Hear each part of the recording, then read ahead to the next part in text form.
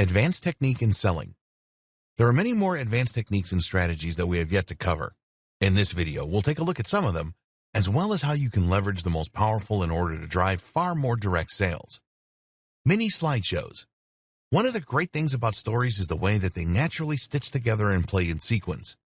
This means that if you are thoughtful about which of your images you post in which order, you can turn your content into kind of a slideshow or video. This is a particularly popular way to promote articles, for instance. Here, each story might consist of a caption from your article or a key point that has a kind of cliffhanger and picture as a backdrop. The user would keep tapping through the stories to keep hearing more and to be guided through the narrative. It's an excellent strategy for engagement and for driving more people to an article. Instagram albums.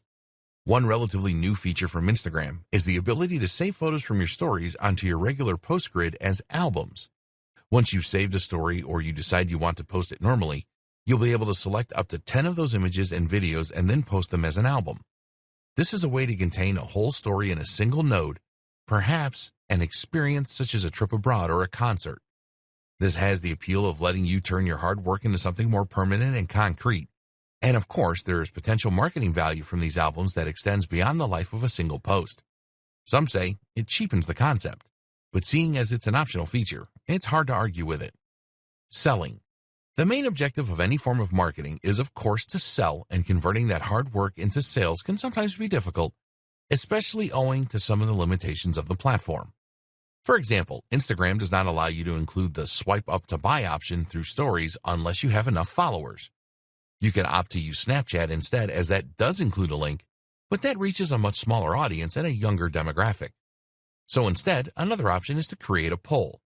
The great thing about polls is that it allows you to see who answered and what they said. This means that you can contact individual users based on their answers.